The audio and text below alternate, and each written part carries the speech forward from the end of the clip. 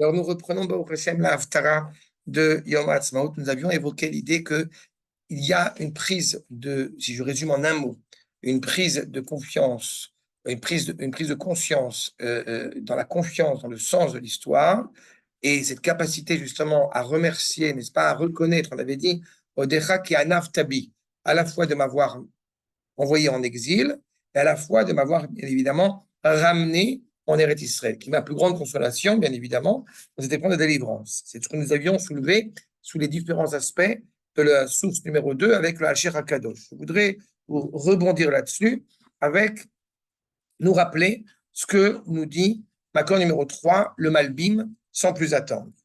Amarta Bayom Ahu. En ce jour-ci. De quel jour parle-t-on? Comprenez bien que quand nous parlons de jour, on ne parle pas de jour en tant que jour figé, c'est-à-dire pas de jour de 24 heures. On parle d'une période, on parle de ce qui représente cette notion lumineuse, encore une fois, qui sera source de reconnaissance à ce moment-là. Bayomaou, en cette période-là, nous dit le Malbim, Be'et Ageoula. À ce moment-là, Odecha Hashem Kanaftabi. C'est intéressant ce que nous dit le Malbim, parce que ça veut dire que il est évident que quand on est en train de souffrir, de traverser les pogroms, ou même de traverser tout simplement le fait même d'être en dehors d'Eretz Israël pendant 2000 ans, on n'a pas forcément le cœur à remercier Akadosh Baruch. On encaisse la claque. Mais quand on est sorti de cela, eh bien, on apprend avec le recul à être profondément reconnaissant de tout ce processus qui s'avère pédagogiquement nécessaire pour être là où je suis aujourd'hui. À ce moment-là, on est capable de le dire. Il y a une image que j'ai souvent, avec laquelle j'ai souvent dit avec tendresse et émotion, qu'il m'est beaucoup plus facile aujourd'hui de parler d'avoir été 5 ans sans enfant quand j'ai 4 enfants aujourd'hui. C'est la même dimension, à l'échelle individuelle, si évidemment à l'échelle collective, à l'échelle nationale. Donc, poursuit le Malbim, Pa'al, Anaf, Moré, Al, Oraot, Panim, Nizamim, Begaloui. J'étais écarté, j'étais éloigné, si je puis dire, du visage d'Akadosh Baruch Hu pour ne pas subir, entre guillemets, sa colère. De ne pas avoir de manière révélée sa colère. Parfois, le temps est nécessaire. Mais Zaevdel, Beino, ou Ben, Chama, on est en colère, mais on se retient, et on explose de colère. Comment on va dire à Kadosh Baruch Hu à Moshe Rabbeinu? Laisse-moi tranquille. Je n'ai pas envie de les voir, je n'ai pas envie de leur parler. Ani Khauti, Ani Khani. En réalité, c'est justement parce qu'Akadosh Baruch Hu a un tel amour pour Am Israël qui ne veut pas se laisser aller à cette colère qui serait légitime. Et là, encore une fois, quand on parle de cela, eh bien, on parle dans l'image telle que l'homme va le recevoir. Tatis. Tout tatis. Ou baiser chaprou et Hachem. En cela, on va louer à Kadosh Baruch Hu. Al she'anav bam ve ansham al khatam. On est heureux de savoir que Kadosh Baruch Hu a été en colère, qu'on a reçu un châtiment, si je puis dire, pédagogiquement important, exemplaire.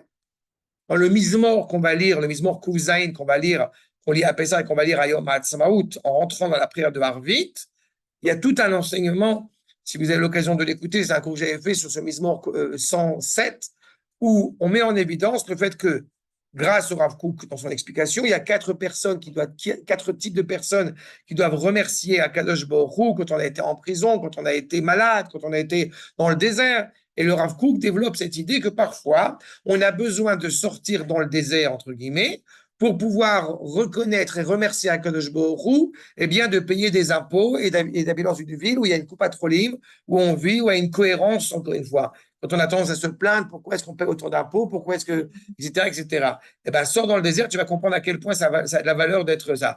Tu te plains qu'il faut faire attention à ce que tu manges, sois malade. Tu vas comprendre après comment, justement, tu vas remercier Akadosh Baruch Hu, combien c'est important de préserver sa santé, etc., etc. Ben, c'est un petit peu ça. C'est-à-dire qu'en réalité, on va être écarté.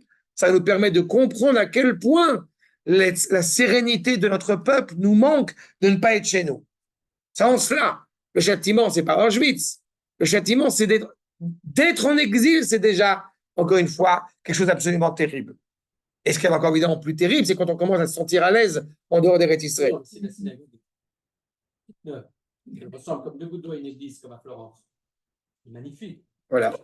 Les chrétiens s'y sentent bien. Chez Allié Descartes, Yashou Avo. Sa colère va revenir encore une fois, il va se rétracter de sa colère. Mais Sar les Gamré, il va adoucir, on a envie de dire, sa colère. Ah, Yashou, Peinachmam. Jusqu'au moment où il va revenir, les consoler, reconnaître encore une fois ce qui a été problématique. Kemi She'era Lechavero, Venit Payesimo. Tu m'as fait du mal, mais je te pardonne parce que je t'aime. C'est ça en gros ce qui est en train de passer. Le même rapport qu'entre un homme et son prochain. Chez Od Inachamou, à la tsar chez Saval. On va encore se consoler sur cette souffrance dont on a dû malheureusement subir. Machim, Kenim lo aya Hashem ma'anish, rak aya shomer chama alehem, lo aitelem taklala. C'est-à-dire que le roi avait conservé sa colère à sa juste mesure, c'est-à-dire qu'il n'avait pas déverser cette colère, alors on en sera une catastrophique. La différence, elle est de taille. Quand vous avez une nation qui s'est mal comportée à l'égard d'Israël et à l'égard du monde, et qui est tombée, elle ne se relève pas. C'est-à-dire que d'un côté, on voit cette puissance, quelle qu'elle soit, qui est extraordinaire, mais quand la chute arrive, et la chute arrive, elle est fatale. Am Israël, c'est l'inverse. Quand il y a justement un désarroi qui se met en place, c'est l'occasion pour le peuple juif, encore une fois, de se remettre en cause. Et cette remise en cause-là, elle est l'expression de l'amour d'Akadosh Baruch Hu à son égard. Mais la chute des nations, c'est toujours une chute de leur ambition, de leur ego, oui, de l'empire qu'ils veulent créer, mais ils continuent à exister. Tandis que nous, même quand ça, on chute, c'est terrible. Parce que toi, tu as le sentiment d'appeler une continuité d'existence, oui. Ça ne vaut plus rien, puisque la preuve, tu sais très bien, on en a souvent parlé, ils ont la nostalgie impérialiste qu'ils avaient, et je crois qu'il n'y a pas de plus grande claque que d'énoncer à la France, à la Russie, à l'Amérique, à l'Angleterre, à qui tu veux, qu'ils ne sont plus en mesure de retrouver leur hégémonie d'antan. D'accord? Donc c'est évidemment ça. C'est quand il continue d'exister, quelqu'un qui est profondément orgueilleux, quand il n'est plus au centre du monde, il n'existe plus. Il a tout perdu. C'est les 3 degrés d'existence de Spinoza, de nos expériences. Et quand ils disparaissent, que leur cœur disparaît, tout a disparu d'eux.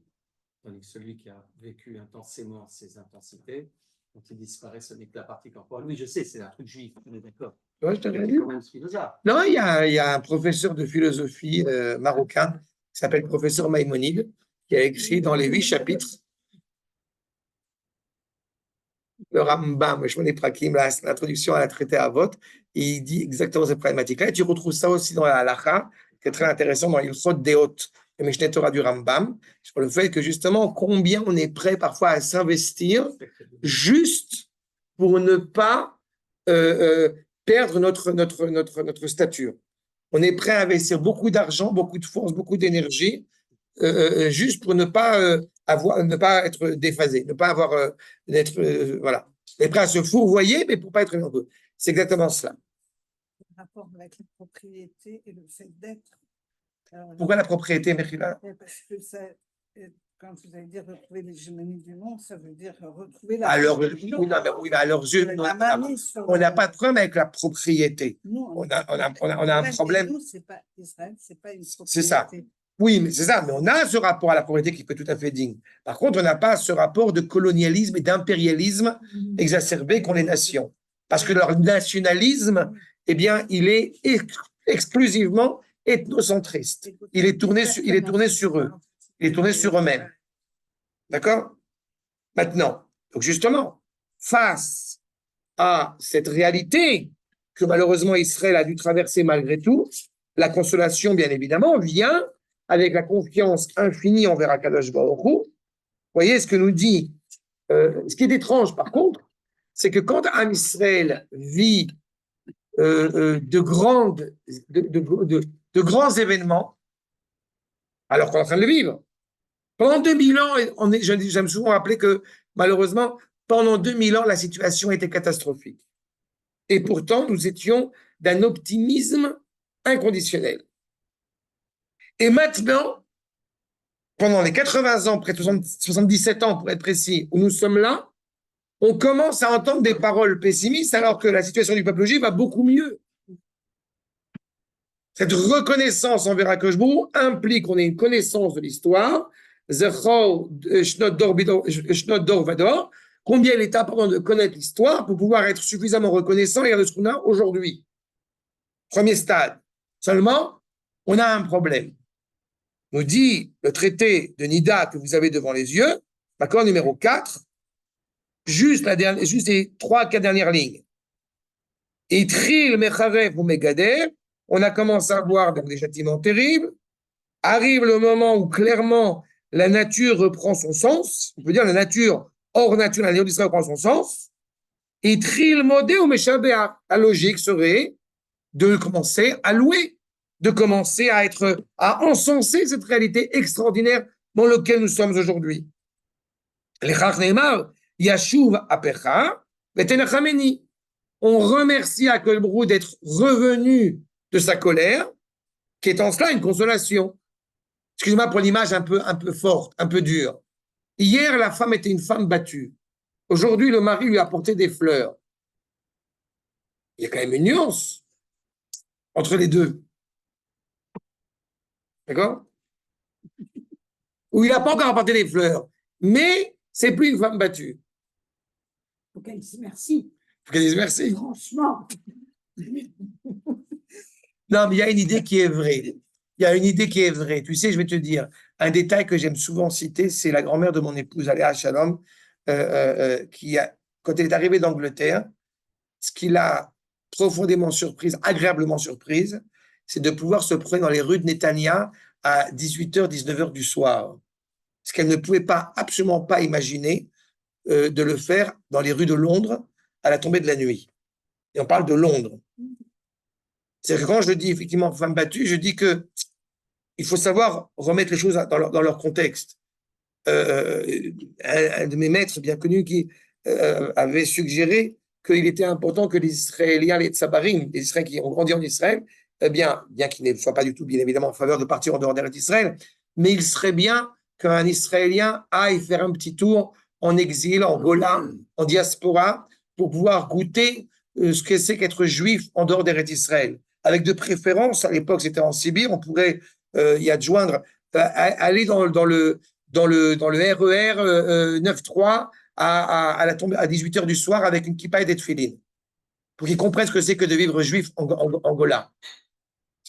Donc quand on a la possibilité de pouvoir errer, flâner dans les rues, rien que ça déjà, mais ça vaut une reconnaissance éternelle, infinie envers Akadosh Baruch Hu. On a été en Égypte et certains ont eu la nostalgie de l'Égypte alors qu'on est dans une situation catastrophique. On passe notre temps à avoir la nostalgie, malheureusement, de ces errances, de ces pérégrinations en exil, alors qu'on devrait être profondément reconnaissant envers Akadosh Baruch Hu d'être là. C'est ça.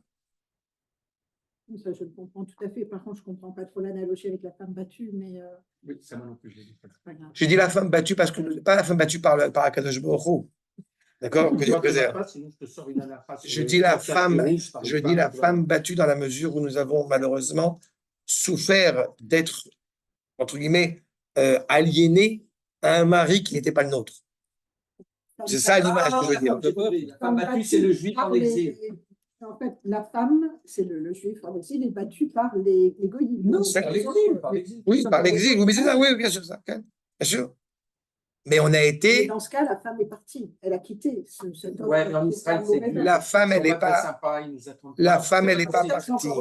La femme, elle n'est pas partie. La femme, elle a été, pour prendre l'image qu'on avait fait quand on avait étudié ensemble la Megillah de Echa, les lamentations de Jérémie, elle est considérée comme. Elle a créé cette réalité-là. La femme, elle a trompé son mari. La femme, elle s'est comportée malheureusement comme une fille de joie. La femme, elle était comme si elle était veuve, alors qu'elle ne l'est pas. La veuve joyeuse, c'est Offenbach, non? Avec Almana, dans la Megillah Techa. Dans la Megillah Techa, elle est Almana. Elle est Almana. Elle n'est pas vraiment veuve, mais elle est comme une veuve. À ce moment-là, on se rend compte à quel point notre mari nous manque. La femme battue, on a malheureusement, pendant ces 2000 ans, on a créé cette réalité-là. Et c'est pas encore fini. Non, France, D'accord? J'ai toujours expliqué que la réalité de l'exil, au-delà de l'apport que ça a pu apporter et que ça doit apporter aux nations, la réalité de l'exil a d'abord été une réalité pour éviter l'implosion. Il vaut mieux que je mette Israël en dehors pour éviter de massacrer. Pour tout ça, je suis totalement d'accord avec vous. Juste, j'ai quand même du mal avec la similitude avec une femme battue. Ça donne l'impression que la femme battue, elle est responsable du fait d'être battue. Or, dans le cas de la femme battue, c'est peut-être le cas dans le cas du peuple d'Israël, mais c'est absolument pas le cas dans le cas de la femme battue. Ah non, mais comme j'ai bien dit, elle n'est pas battue par son mari. Dans le cas de ce que tu parles de la femme battue, je parle de la femme battue. Toi, tu évoques la femme battue par son mari. Moi, je ne dis pas la femme battue par son mari. La femme, elle est battue par, malheureusement, des voisins, par l'exil. Une nuance, Nathalie, c'est que la femme battue, elle peut sortir de maison. Et parfois, elle pas toujours. Pas toujours? Non, malheureusement, pas toujours. Je ne sais pas. C'est de toute façon. Non, mais c'est une image qui est, c'est une image qui est forte, mais qui est transmise. Non, mais non, mais c'est pas censé être une image agréable. Mais Anav Tabi, c'est ça. C'est ce qu'on a dit la semaine dernière. Anav Tabi, c'est tu m'as, encore une fois, tu m'as amené d'or. Encore une fois, je vais pas revenir sur ce que j'ai dit la semaine dernière, mais on a soulevé cette image-là déjà. Femme qui a tiré le malheur, donc qui a le malheur sur elle. Battue. Mais je comprends pas pourquoi est-ce que. Dans battu, il y a la notion de quelqu'un qui bat. Mais je comprends pas.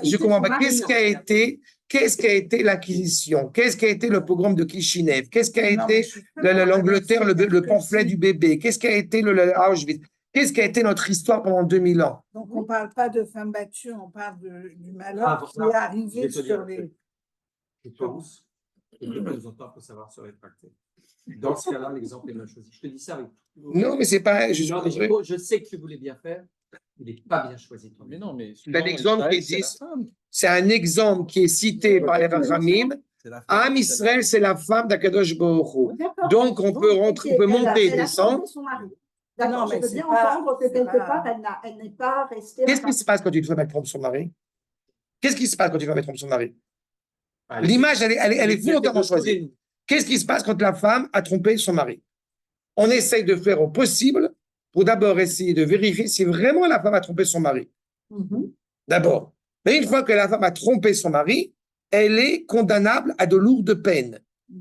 Donc, l'image qui est évoquée quand on parle du veau d'or, quand on parle d'avoir choisi d'autres cheminements que le cheminement prôné par Akadosh Baruch Hu, c'est sauter et adhérer. La femme a choisi d'être adultère. Elle a choisi d'autres divinités, elle a choisi d'autres idéaux que l'idéal auquel nous appartenons. On va dire le Hallel dans 2 jours, on l'avait dit dans mes audios que j'ai rappelés. Etmol, on était Ovdei Paro, aujourd'hui on est Ovdei Hashem. Il est évident que l'idéal, je repense toujours au Rav Kalischer, il est évident que l'idéal, tel que le dépeint le Rav Kalischer, quand arrive l'émancipation des Juifs, il voit ça d'un bon œil. Pourquoi? Parce que ça va permettre aux Juifs de revenir sereinement et dignement en Eretz Israël. Qu'est-ce qui se passe à ce moment-là? Comme c'est ce qui s'est passé à l'époque du 2e Beth Amikdash, malheureusement, la majorité des Juifs fait la sourde oreille, elle ne veut pas revenir. Le bien-aimé est là. Dans un autre cours que je fais sur Shir HaShirim, je traite de cela. Le bien-aimé est là et il te dit, ma bien-aimée, reviens. Non, je ne veux pas revenir. Je suis bien dans la maison de Mahmoud, dans la maison de Christophe, dans la maison de Donald, dans la maison de qui tu veux. Avec Moshe, je ne sais pas. En Israël, en tout cas. Donc, c'est ça l'idée. Donc, elle n'est pas battue par son mari, mais elle a créé cette réalité-là. Et quand je dis elle, je n'ai pas dit ni ta grand-mère que Dieu préserve, je n'ai pas dit telle ou telle personne, j'ai dit l'entité du peuple a fait un choix dramatique pendant 2000 ans, alors qu'il en a eu l'opportunité à plusieurs fois. Il a eu l'opportunité de revenir et il choisit de ne pas revenir. Il choisit de rester s'amouracher à l'égard d'un autre homme plutôt que de s'amouracher à l'égard d'Akadosh Baruch Hu. Il y a un moment donné, c'est difficile, c'est douloureux. Oui, mais il faut dire les choses. Il faut dire les choses, comme. Et c'est ça l'image. Pour autant, l'image, par contre, pas en lien avec la sota. Sota, c'est pas pareil. elle n'a pas trompé, c'est son mari qui pense que Le plus peut-être. intelligent. Non, la sota, elle a trompé. On ne sait pas. Si, C'est on est. le Non, mari qui a un il y a doute. un rachat de sota. Mais le terme de sota, c'est soté minaderer. Mais comment dire, dans la Torah, ce On qui se dit passe, si elle a un doute, on vérifie. On vérifie. on vérifie, mais c'est D'accord. c'est parce Mais le que terme de sota, elle a commis l'adultère. pourtant, dans le truc, on ne sait pas si elle a commis l'adultère ou pas. Elle boit pour savoir, elle gonfle. ou pas. D'accord. Mais c'est juste l'homme qui a un doute. C'est pas que l'homme, c'est tout un ensemble, un environnement qui est autour. Mais peu importe, il y a un devoir de la part de l'homme vis-à-vis de son épouse. Il doit lui garantir un certain nombre, encore une fois, de choses. Il doit lui garantir économiquement parlant, le bien-être, etc. Il y a un certain nombre d'exigences de la part de l'homme, c'est tout le biais de la Ketouba. Et la femme, encore une fois, elle a aussi cette exigence, bien évidemment, de ne pas aller voir, que Dieu préserve, d'autres hommes. L'homme, il n'a pas l'obligation. L'homme aussi. L'homme, c'est un peu différent par rapport à ça. Selon, entre les Sfaradim et les Ashkenazim, cependant, mais bon, je ne vais pas rentrer là-dedans. Cependant, Yitzhak Avinu, il a une seule femme. Yitzhak Avinu habite en Eretz Israël, il a une seule femme. La Et peu femme, importe. c'est la misère. En aucune façon, elle peut être responsable de ça. Aucune. Tandis que dans l'exemple que tu prends, il y a quand même une responsabilité qui est celle de ne pas avoir voulu quitter sa synagogue, tout ce que tu viens de dire. C'est pour ça que l'image, elle est forte. Mais la souffrance du peuple juif, elle a été forte. Et encore une fois, il n'y a aucune légitimité à rester dans un pays. J'avais souvent cité cette problématique-là. C'est ça que j'appelle femme battue. Quand Herzl, à la Vachema, a proposé l'Ouganda malgré lui, ceux qui ont accepté l'Ouganda, ce sont les religieux. Et encore une fois, parce qu'il y a le problème de Kishinev. Et ils avaient aussi raison, parce qu'il n'y a aucune légitimité à rester dans un pays où on balance des gens par la fenêtre sous prétexte qu'on est un peu drogué et qu'on n'est pas antisémite. On n'a aucune légitimité à rester dans un pays pareil. Sinon, ça s'appelle, non seulement ces femmes battues, mais je suis pire que ça encore. Ces femmes battues et en plus de cela, masochistes. C'est encore pire. Ces femmes battues qui continuent à me frapper. C'est pas logique. Il n'y a aucune cohérence à cela. C'est pour ça que Anaftabi, c'est être conscient qu'on a été écarté de toi, mais que je vois que tu nous consoles en nous ramenant à la maison. La fidélité, ça veut dire le refus, enfin l'acceptation de l'exil, hein, en fait. Si je comprends. L'infidélité, c'est ne pas se résilier à l'exil. La fidélité, c'est de ne pas se résilier à l'exil. La fidélité, tout à fait. La fidélité, tout à fait. La fidélité, c'est ne pas se résigner, ce n'est pas se résilier à l'exil. La fidélité, c'est de dire, je suis là malgré tout, quand est-ce que je rentre en la maison? Ça, c'est la fidélité. C'est réticent. Quand est-ce que je retrouve mon bien-aimé? Quand est-ce que je retrouve mon mari? Ça veut dire que quelqu'un, même s'il reste ça reste, mais qui a l'aspiration. C'est-à-dire qu'il il y a des réalités techniques qui sont plus compliquées que d'autres.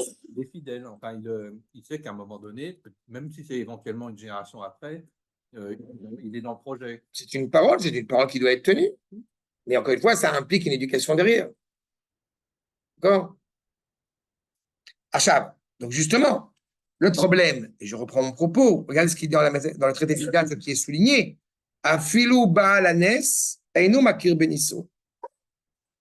Celui qui est en train de vivre le miracle, même celui qui est en train de vivre le miracle, eh bien, n'est pas conscient du miracle qu'il est en train de vivre.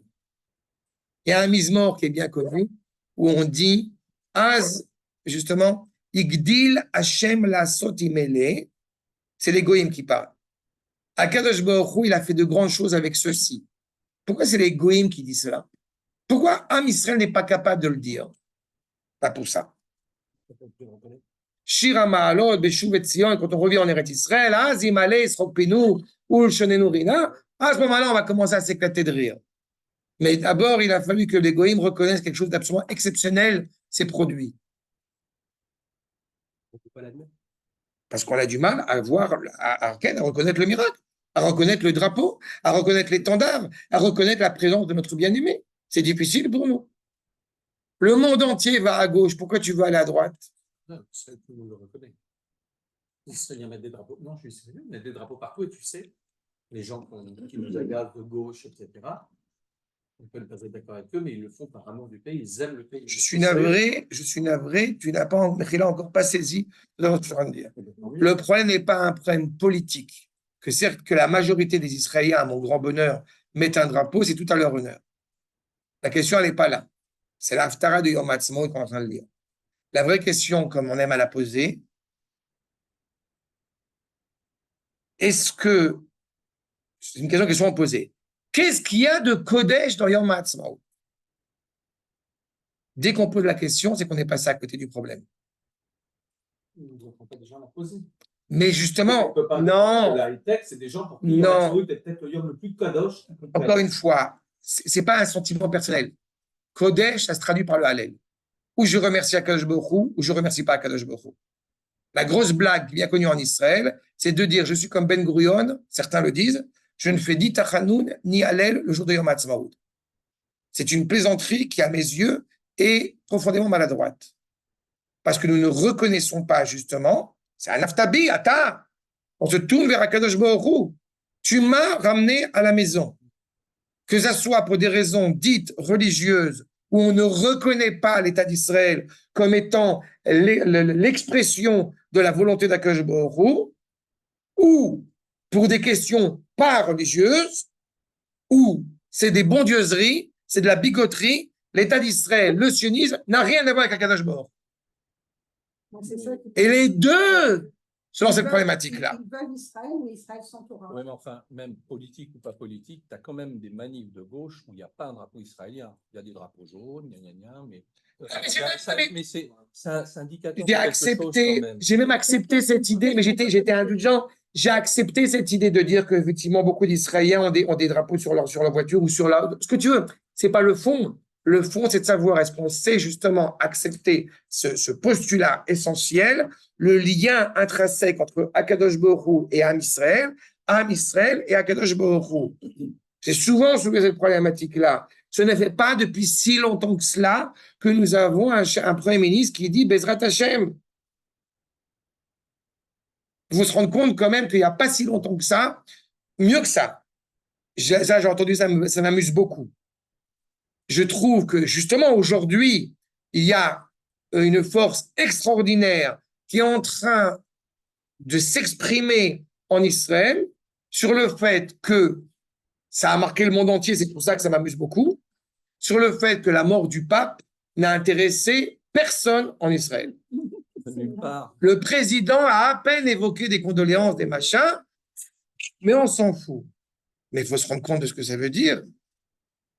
Il faut se rendre compte qu'il y a près de 100 ans de cela, un peu plus de 100 ans de cela, comme j'ai mal cité, Herzl qui se tient droit debout devant le pape, ce qui a créé un tollé. Comment ne se prosterne-t-il pas devant le pape? Et à 100 ans, tu plaisantes. Je peux te montrer des sources à l'appui là-dessus par rapport à cela. Et il n'était pas encore chef d'État, rien du tout, et il ose rencontrer le pape et se tient devant lui. Bon, c'est un projet qui était... peu importe. À l'époque, tu parles de maintenant. Mais encore une fois, je suis désolé, mais là, vous saisissez pas. L'État d'Israël, mais non, parce que vous devez quand même comprendre cela. Aujourd'hui, parler du pape de manière comme ça, un petit peu nonchalante, un petit peu désinvolte, tant mieux. Mais ça n'a pas toujours été le cas. C'est très drôle parce que la femme de Sophie qui est en Thérèse, elle me dit c'est en vue de la France, en tout cas, c'est un phénomène. Ici, c'est passé. Qu'est-ce qui est un phénomène de mort du pape? Parce qu'en fait, ils n'arrivent pas à se mettre sous la dent. Donc en fait, encore une fois, le fond. Non, un petit truc pour le créer, c'est pas grave, après.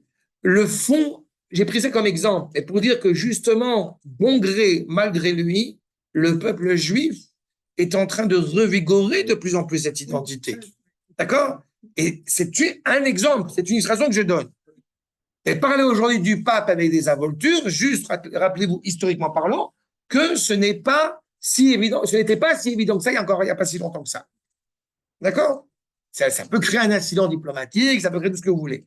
Le fait est, c'est que justement, Am Israël est en train de prendre conscience de ces merveilles qu'on est en train de vivre. Il y a évidemment des soubresauts, il y a des désarrois, il y a des tristesses. mais ça fait partie du processus. Quand je reprends les versets, c'est avec votre permission. Iné, El Yeshuati. Donc, Iné, on avait déjà expliqué cette idée que c'était soudainement, surprenant. On ne s'y attendait pas. Si je remets dans le contexte, qui se serait attendu il y a encore 2-3 ans ce que nous sommes en train de vivre aujourd'hui? Eftach, El Yeshuati. Donc, malgré tout, j'ai confiance dans cette délivrance qui va venir. Velo Efrad, mais je n'aurai pas peur, je ne craindrai pas. Pourquoi? Qui osi les imratia. Ose, on se rappelle, c'est la Torah. Osi, la force. Mais c'est la Torah. Ose, la monité. Et donc, ce qui permet à Israël d'avoir cette épine dorsale, c'est la Torah. On ne bouge pas. Mais le fait qu'il y a un yud supplémentaire, regardez ce que nous dit Rashi, accord numéro 5. Oz vezimratia, oz veshevach shel akadosh baruch hu, aya li Yeshua. Le fait que Akadosh baruch hu, malgré tout ce que nous pouvons traverser, continue à avoir une pleine confiance en nous, continue à être pleinement, j'ai envie de dire, intéressé à nous, en cela, eh bien, je peux affronter tous les obstacles possibles. En le faresh ozi oz sheli. Rashi est très précis. Pourquoi on a besoin de dire ozi? On aurait pu comprendre. C'est ma force à moi. Non. Oz yud. Shelo. C'est la force du sens de l'histoire auquel, malgré moi, je suis rattaché, qui me permet d'avoir la force de continuer. Je vous rappelle à que je vous crois façonner le monde, n'est-ce pas, avec 2 lettres, Yud et Hey, le Yud étant la racine même de tout. Shelo matzinu bamikra, ozi, nikud chataf. On n'a pas vu dans la Torah, encore une fois, cette notion de ozi en parlant de ma force. Arshab. Et donc, ozi vezimratia, je vais un peu plus, ce qui est souligné ensuite, Ad Ya Hashem, Adena, Aya Shmo Haluk, ou Bemapalto Shel Amalek, Nessa Shalem. On se rappelle que de la même mesure que quand le peuple juif va retrouver sa terre, il retrouve la possibilité de combattre Amalek, puisqu'il retrouve son entité politique. Le nom d'Akadosh Baruch Hu est disloqué, est brisé, est incomplet, tant que l'existence du mal existe, subsiste. En disant Ozi Vezimratia Hashem, je mets en évidence que cette force que tu m'as insufflée, que tu m'as inculquée, elle me permet de combattre ce qui empêche le nom d'Akadosh Baruch Hu, Yud, Vehei, donc pas dans Olam Haba, aussi dans Olam Hazé, dans ce monde-ci, et qui permet réellement que le nom d'Akadosh Baruch Hu soit complet. Je reprends mon propos de tout à l'heure. Vous avez ceux qui disent il faut attendre que le Mashiach il arrive, et vous avez ceux qui disent ça y est, le Mashiach est déjà arrivé. D'accord? Il y a une expression que j'aime beaucoup du professeur André Neher quand il dit le regard des Juifs sur Israël qui se résumerait en 3 noms de villes. Vous avez Tel Aviv, vous avez Jérusalem et vous avez Auschwitz. Et c'est exactement la problématique identitaire auquel l'État d'Israël est confronté. Oui. Mais pourquoi il dit ces 3 noms de villes-là? Parce que vous avez Auschwitz, c'est-à-dire qu'on a un regard sur Israël tourné vers le passé, la souffrance du passé. Vous avez Tel Aviv, un regard sur Israël totalement déconnecté du passé, uniquement tourné vers un avenir, mais déraciné de son passé, même si, encore une fois, je vous l'accorde, ça évolue de plus en plus, et c'est une image, c'est une idée de la première ville qui a été nommée. Et vous avez Yerushalayim, qui est l'expression, justement, où tout s'unit entre le passé, le présent et le futur. D'accord? effectivement la volonté du nom d'Akadosh de se révéler pleinement, qui ne peut pas se faire sans qu'il y ait clairement cette épine dorsale, encore une fois, je répète, qu'on appelle la Torah, mais une Torah à l'échelle de la nation, pas une Torah au sens religieux du terme, comme on l'entend certains, comme l'entendent certains, une sorte de spiritualité déconnectée de la réalité concrète. D'accord? Ce qui nous importe, c'est réellement de se, encore une fois, de se créer une réalité terrestre. Et d'ailleurs, on ne sera pas étonné si justement ce n'est pas Moshe qui combat directement Amalek, mais c'est Yahushua, l'élève de Moshe. C'est-à-dire qu'il importe d'un côté qu'on soit animé par la Torah, et ne pas laisser entendre que la dimension de ce combat se passe de manière mystique, spirituelle, sans qu'il y ait justement une activité, sans qu'il y ait une part active de notre part dans cette réalité. Donc, redevenir une nation est en soi ce qui va permettre au nom d'Akadosh de se révéler pleinement. D'accord? C'est ce qui nous est clairement indiqué. Et c'est en cela, encore une fois, quand je dis que j'ai confiance, qu'on dit que je n'aurai pas peur, ça ne veut pas dire qu'il n'y a pas de conflit, ça ne veut pas dire qu'il n'y a pas de guerre. C'est-à-dire que malgré tout, j'ai confiance dans ce qui est en train de se mettre en place. Parce que je suis avec Akadosh Baruch Hu. J'ai envie de dire, ce n'était même pas le corps qui parle, c'est le Neshama directement. Que ce soit dans les premiers marais, comme j'aime à les rappeler, les premiers marais dans la région de Beth-Shan, là-bas dans la région de la Bika, où il y avait énormément de marais qu'il a fallu assécher par l'eucalyptus et que certains sont morts, d'accord, et partout. Mais c'est exactement cette réalité-là. Donc on a confiance, on ne craint rien. Et vous remarquerez quand même que c'est pas un hasard que on commence par Eftach et on dit lo Efrad. C'est pas genre j'ai pas peur. Non, j'ai d'abord confiance. Ce qui est très dangereux, c'est quand il y a une humilité, ce que j'appelle une humilité mal placée. Ça veut dire, à tous les niveaux, mais si quelqu'un se dit « je suis incapable de faire cela, donc je ne le fais pas », il s'empêche d'agir. En disant « j'ai confiance », ça ne veut pas dire qu'il n'a pas peur. J'ai confiance. Oui, c'est ça. Héros. C'est ça. C'est de faire ce que nous avons à faire au moment où nous le faisons, quelles que soient les implications. Après, encore une fois, de vaincre cette crainte qui est tout à fait légitime, c'est se donner les moyens par le sérieux, par être consciencieux, par la stratégie militaire, etc., de ce que nous avons à faire. Nous dit le Alcher HaKadosh, maintenant numéro 6. Eftar velo efrad, gamata, pente katre galai midatadin. On est conscient qu'il peut y avoir des réalités difficiles, des réalités délicates. Mais je ne laisserai pas la vertu de justice, encore une fois, m'infliger ma non-activité. Allo ukiine ozi leisamer vezimra lezimracha. Allo ukiine asa Hashem. On veut, encore une fois, que le nom d'Akadosh Baruch Hu incomplet devienne le nom complet d'Akadosh Baruch Hu. Shteotiot, ces deux lettres du nom d'Akadosh Baruch Hu, Yud et Hei, shayu bilti smuchot, el hashtayma achronot, qui ne sont pas justement accolés, adossés aux deux lettres dernières du nom d'Akadosh Baruch Hu, ainsi qu'il est écrit sur la paracha de Amalek, Kes Ya. Le trône divin, Kes, il n'y a pas écrit qui c'est, écrit Kes Ya. Il manque quelque chose pour permettre au nom d'Akadosh Baruch Hu de se révéler encore une fois pleinement jusqu'à la vengeance, bien évidemment, contre Amalek. Quand on retrouve notre indépendance, on est prêt à partir à la guerre.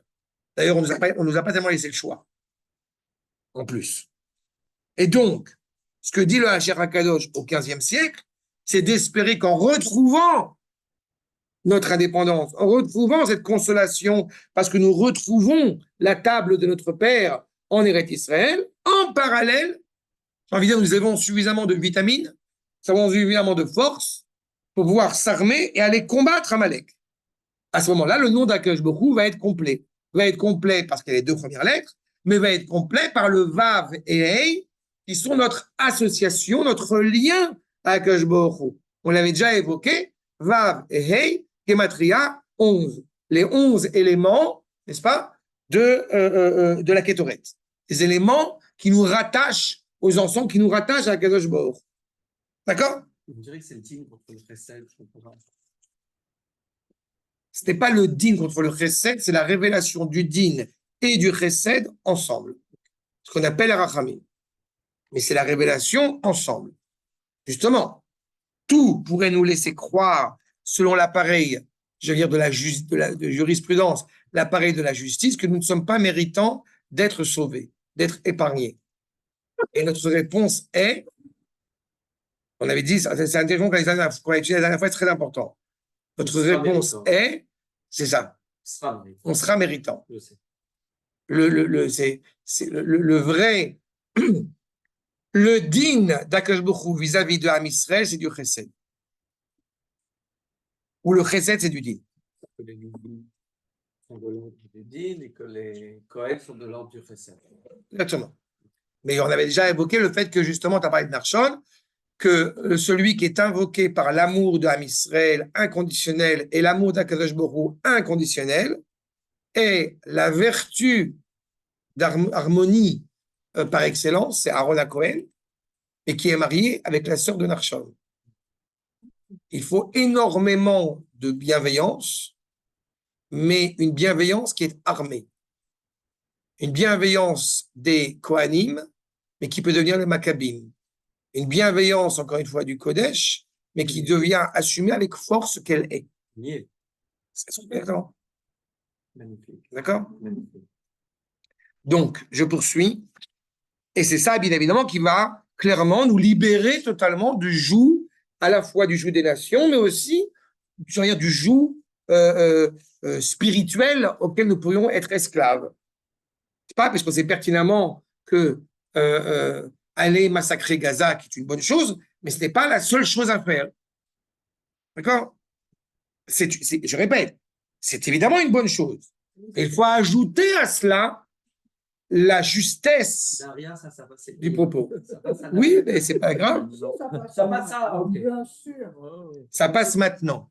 Il y a des choses que j'ai dit, il y a des choses que j'ai dit il y a encore quelques années qui ne passaient pas il y a quelques années. Ça passe pas, Daria. Et aujourd'hui, ça passe. D'accord? Aujourd'hui, ça passerait. Dans plein d'endroits où je parle, il y a des choses qui aujourd'hui passeraient parce qu'il y a un an et demi qui sont passés. Avant le 7 octobre, il n'y aurait pas eu le 7 octobre. Et le Ah problème, oui, c'est c'est- qu'il nous faut des 7 octobre. pour Ben, c'est avoir ça. pendant 6 C'est ma mois. grande tristesse. Tu as C'est tout à fait c'est raison. terrible. C'est mon grand drame. C'est mon grand C'est malheur. un drame terrible. Parce que je peux t'assurer, comme j'ai coutume de le dire, et tous ceux qui me connaissent depuis des années ont entendu des propos que j'ai tenus depuis des années, ils n'ont pas bougé 1 centimètre, 1 millimètre. J'en suis triste, mais c'est comme ça. Tout le monde a été chamboulé par ce qui s'est passé. Ben non, je ne suis pas chamboulé. Je suis bouleversé, je suis profondément attristé, bien évidemment. Un peu petit, parce qu'on est payé pour ça. On est tous petits. Absolument. Écoute, moi, j'ai dit, j'ai YouTube à mon truc qui témoigne que j'ai déjà dit des choses. Ça va du pour Rabinaz. Bref, quand on se réjouit pleinement d'être profondément confiant avec le projet divin, automatiquement, on est libéré de prison, on se réjouit totalement. Même ceux qui n'étaient pas a priori habilités à se libérer, eh ben, se libèrent. Quand revient le peuple juif en Eretz Israël, on n'est pas en train de se dire qui va revenir. Certains, il y a un grand ami qui s'appelle le Rav Druckmann. Il est décédé il y a quelques années. Il a dit une phrase une fois. Vous attendiez à ce que quoi? Vous attendiez à ce que tous les Juifs qui reviennent des 4 coins du monde, ils reviennent avec un Streimel? Ils reviennent avec leur bagage, avec un bagage parfois désolant, mais ils reviennent. C'est ça l'exil. Le kibbutz galuyot, c'est pas toi qui as décidé. Akadosh Baruch Hu, il a décidé à un moment donné, il faut démanteler l'Empire ottoman. Moi aussi, c'est C'est bon le fricassé. J'adore. Non, mais le fricassé a moins de problèmes que la langouste. D'accord? Mais quand un juif revient en Israël, on n'est pas en train de lui demander est-ce que tu manges de la langouste ou non. On lui dit reviens, maintenant on va s'occuper de toi. On me donne un sandwich, hein, quand j'ai fait mon alia il y a 20 ans, à 3h du matin, ils m'ont donné un sandwich. Pain blanc avec la salade de la tomate, L'omelette. quoi. L'omelette. Ouais. C'était le meilleur sandwich du monde. Mon kazakh. Et le russe qui m'a reçu, je l'ai béni. En tout cas, c'est la Torah que j'ai reçue de mes maîtres, c'est de se préoccuper quand des Juifs reviennent à la maison, dans la mesure où ils sont capables d'entendre, de les aider, de les accompagner. Lévi, tu as parlé de Lévi, accompagner la vote, c'est l'objectif. Mais c'est le kibbutz galuyot et qui n'est pas fait, encore une fois, parce que telle famille est méritante ou non. Selon, malheureusement, ce sont des réalités qui existent aussi. C'est là où il y a l'orgueil qui est mal placé. C'est que certaines personnes qui viennent transmettre peut-être parfois des propos orgueilleux, en tout cas sont laissées comme étant orgueilleuse, et à l'inverse, ceux qui viennent en Israël, eh bien, ont le sentiment que, eh bien, comment dirais-je, nous allons tout apprendre à l'État d'Israël qui ne comprend rien. Oui. D'accord?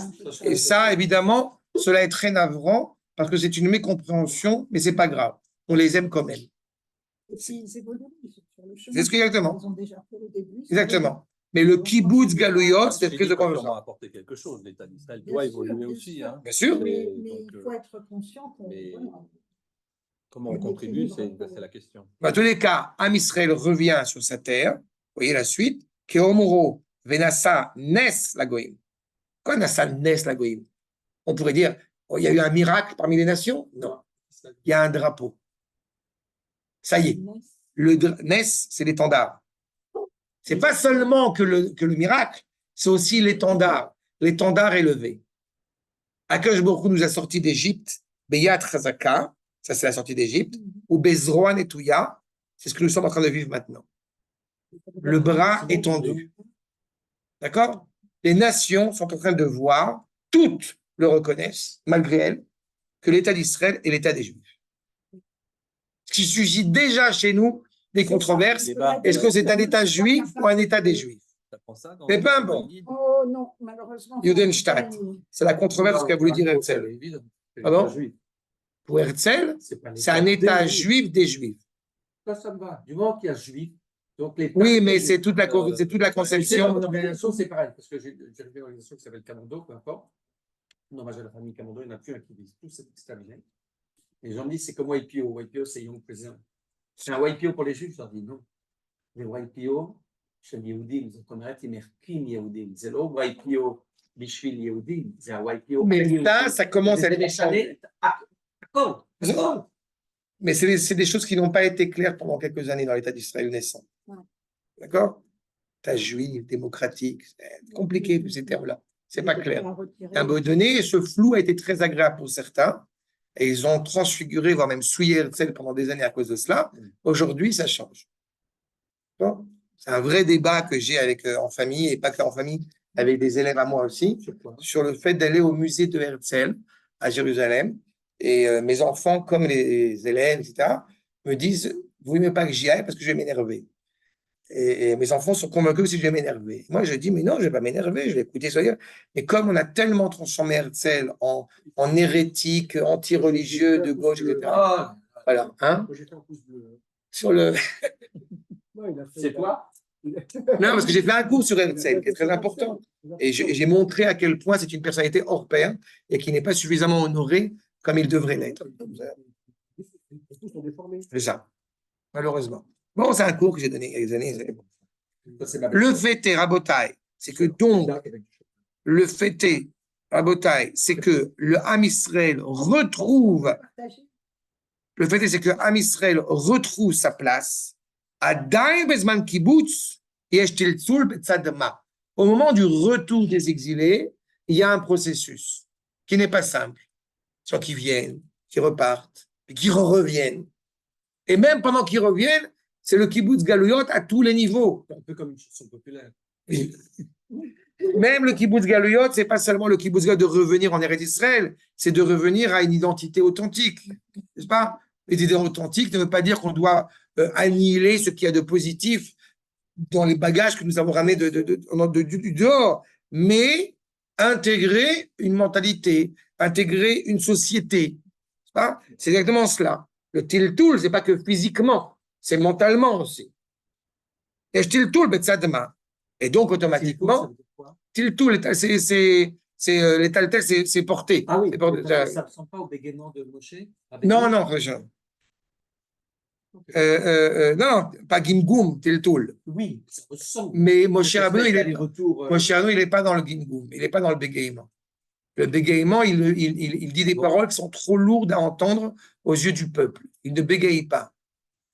Donc c'est faux que Moshe bégaye. D'accord. Okay. J'ai appris. Le Sfat Emet et le Maharal expliquent justement que cette notion de bégaiement est en réalité incongrue quand il prophétise, d'abord pour commencer. Et en réalité, c'est pour ça qu'il faut que Aaron parle pour Moshe, parce que Aaron, il sait parler au peuple. Moshe, il parle à un niveau trop élevé que le peuple n'est pas en mesure d'entendre. Donc le peuple perçoit un bégaiement quand c'en est pas un. Non, le peuple, c'est pas bégaiement. Seulement, c'est trop lourd. D'où ça vient cette histoire de bégaiement? Il y a un midrash qui va dans ce sens. C'est un midrash sur les pépites d'or et le charbon. Mais en réalité, ce qui se cache derrière, parce qu'il y a un verset qui te dit qu'avec paix, il a une bouche lourde, mais il n'est pas, après, il ne bégaye pas. Dans du bégaiement, n'a pas lieu d'être. Encore tu vois, l'avdil, comme on dit, alfé avdalot. C'est vraiment genre que Dieu préserve, même pas en rêve, je fais une comparaison. Mais une des difficultés qui est la mienne, et que je revois encore, c'est d'enseigner la Torah en français après 30 ans en Israël à des gens qui viennent d'arriver, d'où Naria, d'où plein d'endroits qui malheureusement n'ont pas forcément été, et même en Israël d'ailleurs, pas que des francophones, israéliens qui ne sont pas, ça provoque, ça fait bouger. Et certains n'ont pas envie de bouger. Mais la Torah que j'ai reçue, c'est une Torah qui engage, c'est une Torah qui fait bouger, c'est une Torah qui bouscule. Et on n'est pas intéressé à être bousculé. C'est ce qui m'est reproché et que je reconnais volontiers, mais c'est comme ça. Donc je peux arranger, mais on ne peut pas dire des choses qu'on ne peut pas dire. On prend les choses au sérieux. Ou Yom Ha'atzmaut est l'expression de la délivrance de notre peuple que nous attendons depuis 2000 ans, ou alors c'est du bluff. Et pour ma part, je ne pense pas que c'est du bluff. En tout cas, c'est exactement cette problématique-là. Seulement, il faut arriver à traduire mentalement parfois certains propos qui sont durs, élevés, tranchés, en quelque chose qui va permettre un peu une stratégie pédagogique. C'est fondamental. Et donc, automatiquement, du coup, dans cette période-là, la joie n'est pas pleine. En simcha vesason, be'etzem ad boam el amenucha. Il va falloir, pour qu'on puisse atteindre cette sérénité, ce repos, après quelques jours où il y a le Beth Amikdash qui va retrouver sa place. Venachat, qui a l'idée sason, tishavu me'imei ruach hakodesh. Ça y est. On ne peut pas dire, et c'est ça, c'est toute la problématique actuelle pour ceux qui vont se poser la question, comment est-ce qu'on fait Yom Ha'atzmaut? Qu'est-ce que ça représente l'État d'Israël? Parce qu'on est dans cette période transitoire. On ne peut pas dire, d'un côté, nous sommes encore comme nous avons été en exil pendant 2000 ans, mais on ne peut pas dire non plus que ça y est, on a tout fini. Parce que sur le mont du Temple, il y a encore des renards et des cafards. Et c'est un problème. On n'a pas encore retrouvé notre pleine sérénité. Mais cette période transitoire, comme entre Pessah et Shavuot, est une période qui est très tendue, qui est très délicate. Mais il faut savoir remercier, honorer, reconnaître, comme je l'ai indiqué au tout début, que tout cela s'inscrit dans un processus. Mais pourquoi la Géoula se passe comme ça? Parce que, c'est ça l'autre coup que j'ai eu l'occasion de faire, pourquoi la Géoula se passe comme ça? Parce que Akadosh Baruch Hu ne travaille pas chez moi. C'est pas lui mon employé. C'est moi son employé.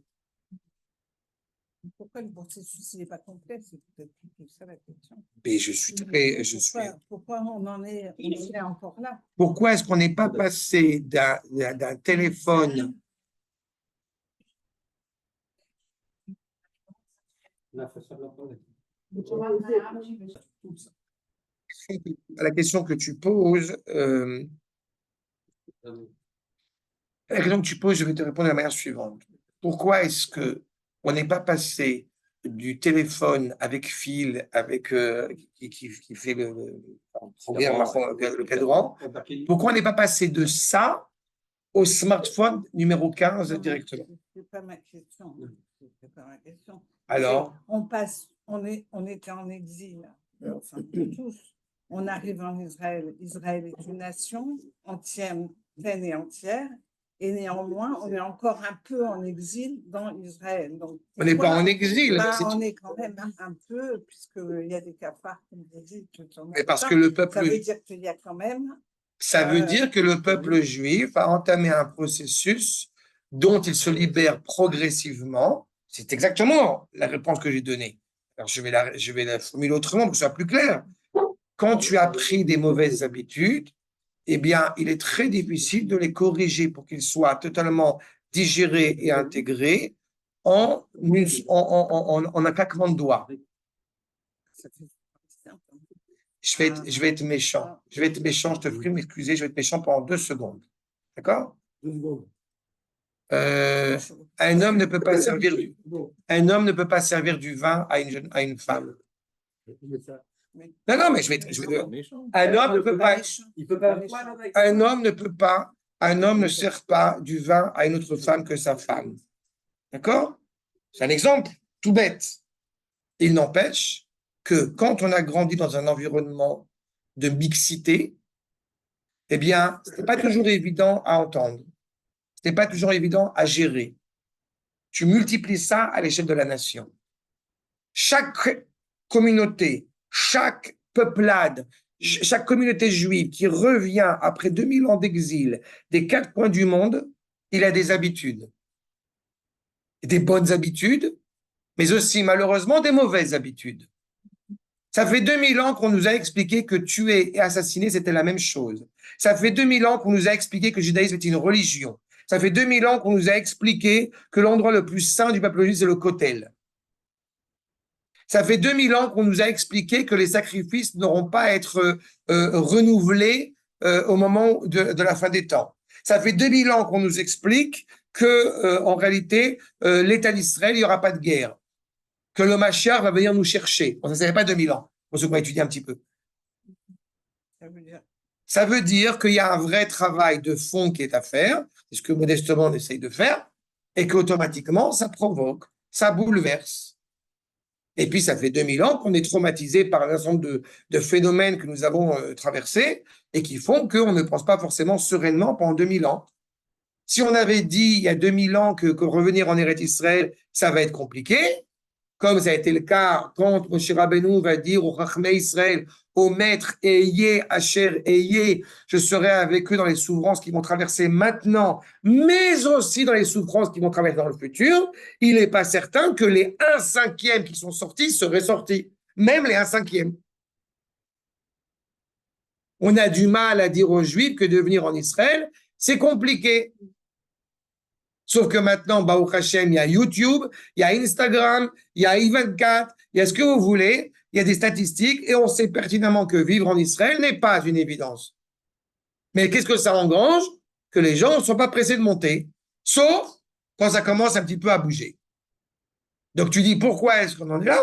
Mais cette question-là, elle est posée à 6 millions de Juifs qui résident en Eretz Israël et pour qui, in kol hakavod, de reconquérir du fleuve de l'Euphrate au fleuve du Sinaï n'est pas à l'ordre des priorités.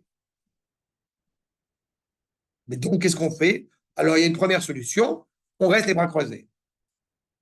Ou alors, deuxième solution, eh ben, on essaye de faire du mieux qu'on peut à notre niveau, en diffusant la Torah à droite à gauche, en montant sur le mont du Temple, en faisant tout ce qu'on peut faire, en éduquant sa famille, avec des valeurs auxquelles nous adhérons pleinement. Et ça va être un processus qui va être encore long, mais dans lequel, encore une fois, on est engagé. Quelqu'un m'a dit une fois, il y a des années de ça, dans un cours de la RIA, et il m'a dit une fois, j'avais l'impression de tout comprendre avant, depuis que je viens à tes cours, je ne comprends plus rien. Et bien, je lui ai dit, c'est bon signe. C'est que maintenant, tu commences à comprendre.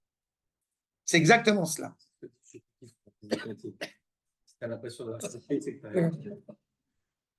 D'accord? C'est un processus.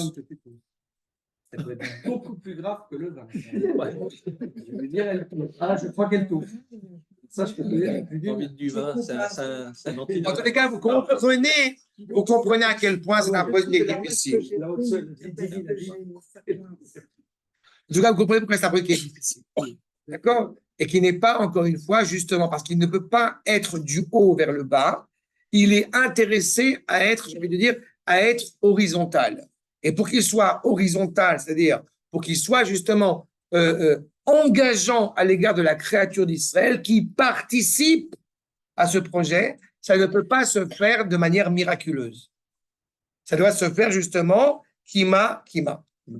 Et en plus, j'ai l'impression Méticuleuse et progressive. Okay. Plus on avance, plus il y a de la résistance. Bien sûr. Aujourd'hui, on entend des énormités, on en parlait avec André, mais des gens qui prétendent avoir la moindre connaissance sur le judaïsme, des goïms, des juifs, mais ils disent n'importe quoi. L'histoire d'André, il a entendu un reportage où les gens, un chrétien, à l'occasion de la mort du fameux pape, il parle de l'Ancien et du Nouveau Testament, qui pourtant fait partie du canon chrétien, et il dit mais l'Ancien Testament c'est mauvais quoi, c'est pas terrible, il y a des guerres. oui c'est pas terrible, tu vois en plus d'une façon très vicieuse. Mais Heureusement, on a lu le Nouveau Testament. Mais il a raison, tu sais, le requiem. Le premier requiem, sans dies irae. Luigi, dies irae, la crainte révérentielle dans les requiems. Elle a disparu avec Forêt. Magnifique.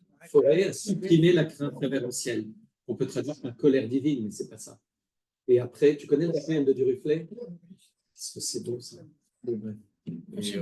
Une autre énormité que je regardais, Péduchrist. Je voulais vous dire Péduchrist. ouais. Mais S'il y a les récemment, mois, vous voulez vous dire Péduchrist. Avec un PET ou PAI? Bien sûr. Claude Sacriston. un super intellectuel qui parlait de Spinoza, et il opposait Spinoza et le judaïsme en disant le problème du judaïsme, c'est que le judaïsme anthropomorphise Dieu. Alors que la chrétienne, Alors que c'est non mais pas faux. Mais tu rigoles, moi c'est la première chose que j'ai entendue du Rav que justement Dieu, là il l'a répété le dernier cours, il n'est pas en colère, enfin la colère c'est pas un sentiment divin. l'anthropomorphisme est justifiable dans la mesure où les Juifs ont de l'humour. Ouais, ouais. C'est exactement cette Ouais, mais problématique. quand on entend ça aujourd'hui, c'est. Mais quand c'est un anthropomorphisme qui est pris au sérieux, alors ça a des réalités absolument dramatiques. Et c'est exactement cette problématique-là. Sauf que crainte révérentielle, supprimée, pas supprimée, en réalité, à partir du moment où la jeune femme a un lien privilégié avec son mari, quel qu'il soit, vous savez que, Qu'il ne touche pas. encore une fois, je vais utiliser une image qui m'a beaucoup amusé dans le cours que j'avais suivi pour la conseiller conjugale. Vous avez des couples où vous ne penseriez pas une seule seconde qu'ils vont rester ensemble pendant de longues années. Et à l'inverse, des couples qui vous apparaissent comme étant très… Mais ça, c'est pire quand on dit qu'est-ce qu'ils sont beaux. qui ont l'air très beaux, très amoureux l'un envers l'autre, et qui en réalité se cassent la figure. C'est-à-dire qu'il faut faire preuve de beaucoup d'humilité pour comprendre qu'un couple, justement, et dans l'image que j'utilise ici, le rapport entre Akadosh Baruch Hu et Am Israël est irréversible et est inaltérable, au grand désarroi des chrétiens. Mais comme ils ne peuvent pas s'approcher de cela, alors ils vont essayer de trouver tout un ensemble de subterfuges pour essayer de justifier cela. Bien sûr. Sauf que nous, on est en mode c'est de chez nous. Ce terme de c'est de chez nous, ils sont de chez nous. Ils sont de chez nous, c'est notre peuple, c'est nos frères. Oui, ben c'est ça. Et cette idée de ensemble. Même, retenez bien, parce que tu as évoqué le Satan, n'oubliez jamais que même cet ange accusateur, ce procureur, est inscrit dans le projet divin. Il y avait des ailes qui disaient, même si je me suis battue contre Dieu, je ne me suis jamais séparée. C'est ça, il a ce terme de dire de divorcer de Dieu et qu'il n'a jamais divorcé de Dieu. Mais il n'y a que quelqu'un qui était chassid de Vizhnitz qui peut parler comme ça. Le fait est, c'est que donc vous avez cette confiance dans la délivrance, quel que soit le parcours qui est mis en place. Comprenez bien que dans cette Haftara que nous allons lire, eh bien, nous ne sommes pas en train, et c'est ça malheureusement qui est à mes yeux un des grands drames de notre génération, quand on s'interroge si nous allons célébrer ou non Yom HaAtzmaut, parce qu'on s'attendrait à ce que Yom HaAtzmaut, ou Bichlal, la restauration de l'État d'Israël, soit une longue période d'un faste et d'un fleuve tranquille. Alors, ce n'est pas cela. Ce qui nous importe, c'est d'abord et avant tout de retrouver la cohésion de notre identité par le biais du rassemblement des exilés, par encore une fois, les retrouvailles de notre État, de notre dignité politique. Ça n'a jamais été un long fleuve tranquille, je veux dire, dans notre histoire. Oui, mais ça n'a rien à voir ce qui s'est passé pendant 2000 ans et ce qui se passe depuis 80 ans. Non, d'accord. Avant 2001. Tu as tout à fait raison. Ah, non, on a une, parce que justement, ça n'a pas marché. Parce que ça n'a pas marché. Oui. Mais on a eu une période très courte qui était une période sereine. Très courte. C'est la période de David et de Shlomo. Même Plus de cette Shlomo période d'après David. a été complexe, je veux dire. Non, après Shlomo, tu as eu le schisme. Mais David, il a fait le tri. Il a mis en place tout le monde. Mhm. Et donc, Shlomo a pu avoir cette période justement de sérénité à l'échelle du monde entier. David a été attaqué par son fils. Enfin, je veux dire, T'as raison. Je dis, la courte période. Non, mais tout de même, mais la courte période entre David et Shlomo, la courte période entre David et Shlomo, c'est ce qui a fait, encore une fois. Mais justement, parce que ça n'a pas marché. Je veux dire, c'est cette espèce de truc de dire c'était mieux avant. Non, on est tous en train de Mais se Laura, battre. il dit pas on ça, est- il dit c'est J'ai jamais dit ça. Il dit ça sera mieux demain. Je Tous sais. les cours du Rav, J'ai c'est dit ça que sera mieux. si le Mashiach avait dû arriver avant, il serait arrivé avant. S'il n'est pas arrivé avant, c'est qu'il manquait quelque chose. Ah, mais moi, je le dis et je le redis, moi j'adore vos cours, ils parlent directement à mon âme et ils me permettent de me renforcer d'une manière dont je me rends compte après, je peux parler, je me Eh bien, demande je d'où pense ça qu'on va vient. doubler. Et ça, merci pour ça. Et c'est pour ça qu'il ne faut pas du tout changer jamais, parce que c'est comme ça qu'il faut donner. Mais voilà, pour autant, voilà. Écoute, tu vas aller lire un Le ouvrage. Rav, il dit la même chose, il dit ça Pour ce sera que- mieux demain. Oui.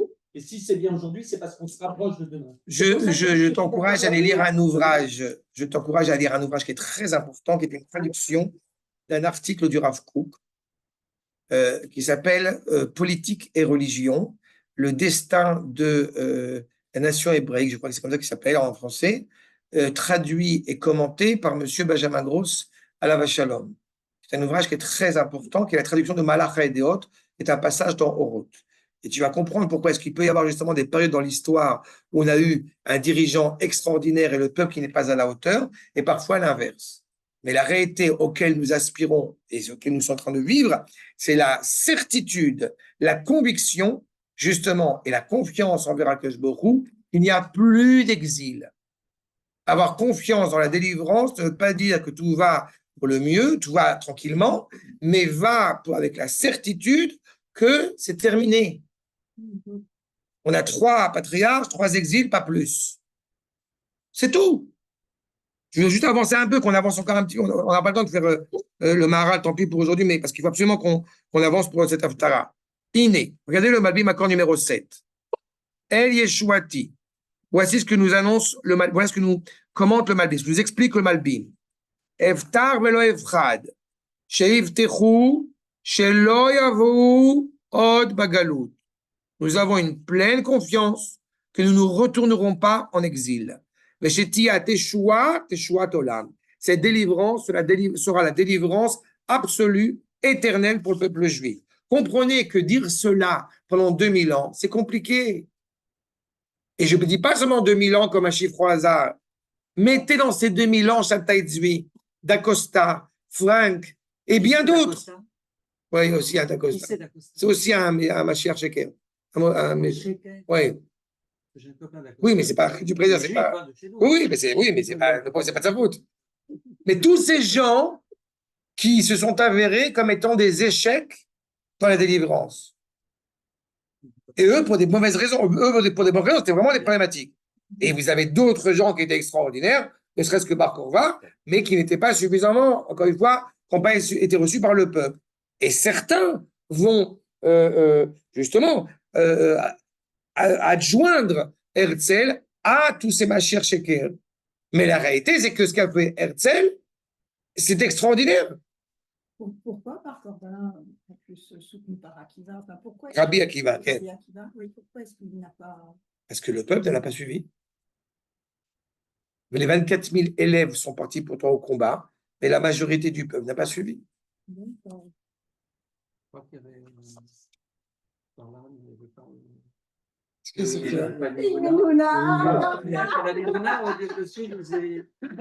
C'était engagé, non? C'était pas enregistré, ça? En tous les cas, la délivrance profonde, et cela nous dit le Malbim pour 2 raisons. Première chose, qui a beauté achala adam yeshlo leityare pen yamut o yechalesh hamoshiach. C'est absolument terrible, cette confiance inconditionnelle envers un homme. On a toujours un risque que ça tombe, de mourir. C'est toujours un tombe, encore une fois, d'être affaibli. Quand la délivrance est mise en place par le Créateur, on est certain qu'elle est absolue. Je répète ce que j'ai déjà dit, je ne fais pas le Hallel Yom HaAtzmaut parce que nous avons un Premier ministre extraordinaire ou non. Je m'en fous totalement. Parce qu'on a un Premier ministre. Parce que nous avons… Exactement. Exactement. D'accord? Et ça, c'est essentiel. Ça, c'est essentiel. Et quel que soit le Premier ministre que nous avons, il vaudra de toute façon toujours mieux que Donald Trump et même que Mendes France et Léon Blum. Même. Non, mais c'est dans le sens où, ça va, on a un dirigeant juif en France. Non. Même cela, ça n'a pas de valeur. Non, mais c'est important. Même ça n'a pas de valeur. Même ça n'a pas de valeur. Et donc, encore une fois, nous sommes engagés dedans. Aval, Ani, alors El Yeshuati. J'ai confiance dans cette délivrance qui est menée tambour battant par Akadosh Baruch. Deuxième point, Anezar Yeshlo Leitiare, Shelo Yatmid Aezer. Ok, alors on va aider. Les gens se disent, regarde Donald Trump, Gematria, ma chère Ben David. Jusqu'à quand? Ah ouais. C'est aussi Khatsimana Falafel. Mais Trump, peut-être qu'il t'a. C'est aussi Khatsimana Falafel. Ça marche aussi. Encore une fois, que ce soit lui ou un autre, je n'ai pas confiance en lui. Il est sympathique, il soutient Israël. Je ne vais pas m'en plaindre. Il a des petits-enfants. Et des petits-enfants irakiens aussi de l'autre côté. Ce que j'aime bien, c'est Amrik. Amareka. C'est le Rav Yehuda. Le peuple vide. Okay. Amareka. Amérique, Amareka. Parce qu'il est dénué justement de ce souffle, encore une fois, qui. The Lord. Il y a The Lord. Nous, on a Baruchata. On a Ata. Nous, c'est chez nous, c'est local. Il leur manque encore une fois. Ce n'est pas. Il n'y a pas de Artsot Abrit, comme disait le Rav Yehuda. Il y a Eretz Abrit. Il y a Eretz Abrit. Je m'en fous, c'est pas ça qui m'intéresse. C'est attaché à la vérité. Très bien, qu'ils aient. Eretz Abrit. En hébreu, vous avez les États-Unis, Artsot Abrit. Et le Rav Yehuda disait souvent, il n'y a pas de Artsot Abrit, il n'y a que Eretz Abrit. La terre de l'alliance. C'est ici. C'est nous. D'accord? D'accord? Et c'est ça, en réalité, qui est l'essentiel. Donc la question financière, évidemment, ça fait partie de ces tentations. Tout est ainsi là-dedans. Mais moi, je n'ai pas de problème à investir de l'argent pour la Torah. Pas de problème par rapport à ça, au de c'est simplement, je ne vais pas me dénaturer au nom de cela. C'est ça, cette confiance-là, encore une fois, du projet divin. Quelle que soit l'aide, encore une fois, qui est apportée, elle est utile, mais elle n'est que utile, elle n'est qu'un soutien qui est passager, qui est conditionnel. Aval, Beteshua, Lo ifol anosham euma. Mais dans cette pleine délivrance, celui qui, je veux dire, est délivré, n'a pas une action. On a cru, certains, c'est ça, à chaque fois, l'erreur que je me casse les dents à essayer d'expliquer à chaque fois. Il y a ceux qui croient que c'est grâce à nos armes que nous avons vaincu les guerres. J'ai rappelé dans un audio, il n'y a pas longtemps, pour ceux qui l'ont oublié, que nous avions 5 pays arabes qui nous attaquent de tous les côtés. 140 avions de chasse face à 0 avions de chasse. Les embargos de part et d'autre, y compris les Américains, qui annonçaient la fin de l'État d'Israël, de ce jeune État d'Israël, d'ici quelques jours, voire au maximum quelques semaines. C'est tout. Et c'est ça la notion qu'il faut bien entendre. Et c'est ça qu'il faut honorer. Demain, je vais en rappeler d'autres. Je vais continuer sur ce projet jusqu'à mercredi. Mais c'est ça. C'est pas ne pas agir, mais c'est être conscient que mon action, ce n'est pas elle qui permet de garantir cette sécurité d'Israël. Et ce n'est pas non plus a posteriori, on n'a pas le choix, prions, mes bien chers frères. Non, c'est pas cela. C'est d'être convaincu qu'on est partenaire. Et que ce partenariat, encore une fois, il est irréversible, à la différence des nations, qui est à Kol Yaaseh Amoshia, tout à que je va faire. Pardon? Indestructible, inaltérable. Oui, mais il est irréversible au sens où. Irréversible voudrait dire qu'il est solide dans le temps, à l'envers. Il n'y a pas de temporalité de ce partenariat. Excusez-moi. Tu nous as enseigné qu'il a été créé avant même le monde, ce partenariat. Oui, mais dans le sens où. D'abord, oui, tu as raison. Dans le sens où Il était Et en c'est dehors par du rapport temps. par rapport C'est à la pas qu'il le faisait, chrétienté. il est en dehors du Non, non, temps. c'est vrai, mais par rapport à la chrétienté, toujours ce rapport-là, que quand Israël n'a pas un comportement digne de ce nom, alors Dieu quitte son peuple. D'accord. À ce sens-là, qui est impensable. Et Dieu sait. Moi, j'ai toujours beaucoup même là-dessus, j'ai de la pudeur quand on parle de ces territoires qui ont été, qui ont été semés et que l'agriculture israélienne s'est avérée extraordinaire.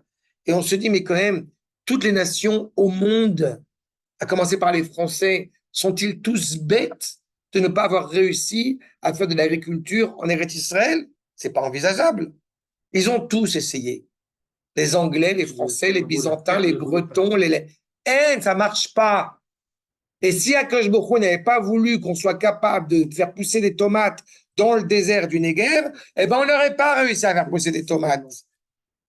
Ma femme, elle pose des graines. Là, et le lendemain, on vient des trucs.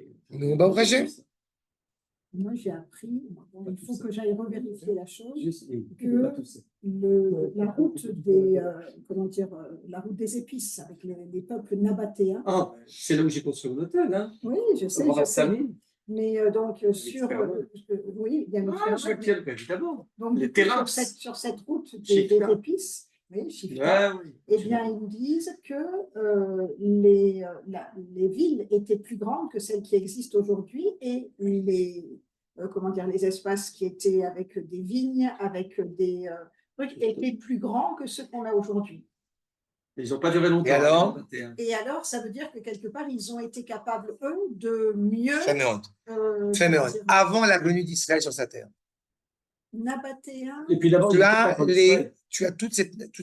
ces descendants des Cananéens, oui. en commençant par les Chittim, oui.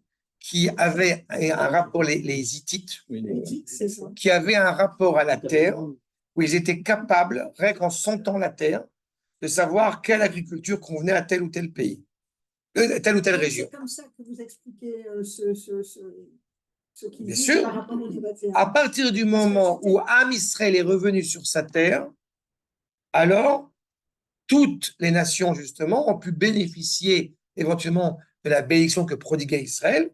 Mais en fait, toutes ces nations, c'est ce qu'on appelle Eretz Kenaan, ils gardaient la terre. Ils ont un rapport très terrestre, ils ont un rapport très voué à l'instinct, et donc ils étaient capables de s'installer sur cette terre.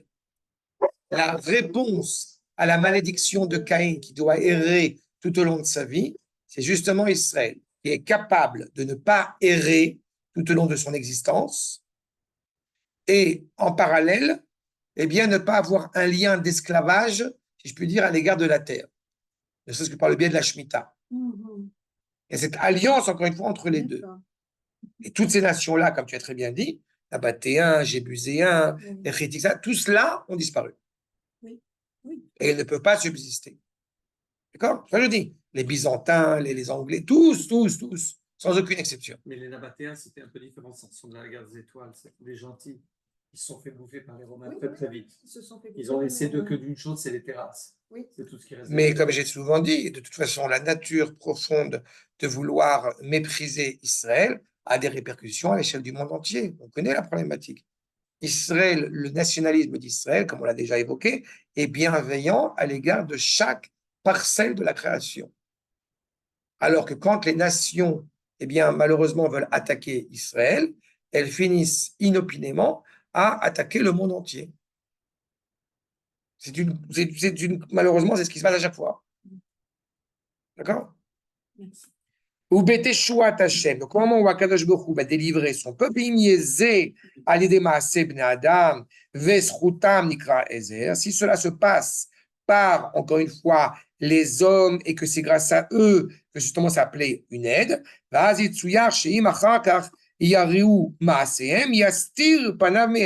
et si en réalité, du coup, si Am Israël, en fait, est l'acteur principal, on a envie de dire, dès qu'il y a un problème, donc ça ne marche plus.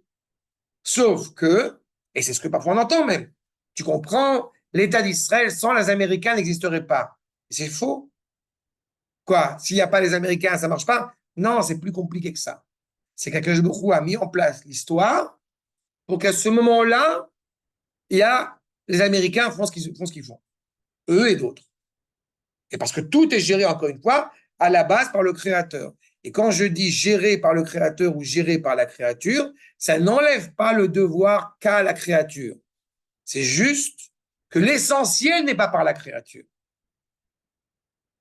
Aval, im ou bechesed Hashem, si justement c'est motivé par la bonté d'Akadosh Baruch Hu, qu'on soit capable ou non, qu'on soit, qu'on mérite ou non, Nikrat Yeshua. La pluie, elle tombe pas, comme vous savez, que dans certaines régions en Israël. Elle tombe sur tout Israël. Alors, dans ce cas-là, on pourrait se dire, bah alors à quoi ça sert de vouloir faire des mitzvot ou étudier la Torah? Ben non, c'est ça le problème. C'est que si tu étudies la Torah et que tu fais des mitzvot pour toi, tu n'as rien compris.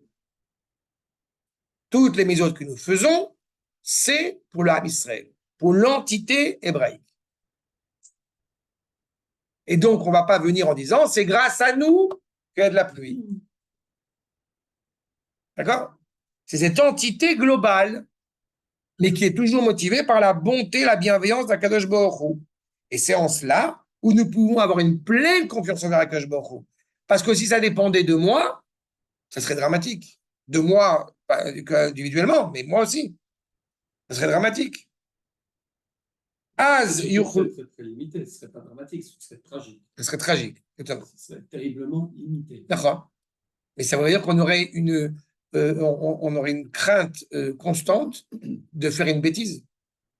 En plus. Non. Tu ne peux pas tout ramener à ça. Un père ne peut pas, un enfant ne peut pas avoir le sentiment que son père ne l'aime que quand tout va bien. Mais il peut avoir le sentiment qu'il est responsable tout le temps. Surtout que c'est une religion d'adulte, ce n'est pas un enfant. Oui, mais on est malgré tout les enfants d'Akadosh Baruch Hu. J'insiste sur ce point, c'est que sinon on est dans un stress permanent. Eh ben, il faut se calmer. Eh ben, il faut se calmer. Je me calme, je bois un peu de vin. Il faut respirer. On est Avinu Malkenu. Je suis pas là, je suis juif. Non, je te rappelle que c'est Avinu Malkenu. C'est pas Malkenu Avinu. C'est Avinu Malkenu. On a un rapport d'abord de paternel, enfin d'enfant à l'égard de son paternel, et ensuite la réalité des décrets du roi. Mais le père est d'abord animé par l'amour de son enfant. Un amour inconditionnel. Exactement. Exactement. Et c'est pour ça que je dis que c'est ça qui calme. Si c'était uniquement en fonction de notre mérite, alors on aurait très peur. Oui, mais encore une fois, quand je dis père, je ne parle pas d'une réalité biologique. Je parle d'un père qui a un comportement de père. Pour moi, Forcément le rapport, forcément un rapport au père par rapport à ce que tu as. D'accord? Bah, c'est pour ça. C'est pour ça qu'on est dénévrosé. C'est pour ça qu'on est dénévrosé. Tu as tout à fait raison. C'est pour ça que certains d'entre nous sont dénévrosés. Non, mais c'est très bien. On est tous, on a tous 2000 ans d'exil dans la tronche, alors qu'on se soigne tous. Mais c'est un problème. C'est une vraie prise de conscience, encore une fois, que nous avons un père qui nous aime malgré nous. Dans le mariage. J'ai dit du névrose dans le mariage. Mais d'accord, mais qui nous aime malgré nous. Place par une autre pour un peu te rafraîchir. Qui nous aime malgré nous. C'est ça qu'il faut entendre. D'accord?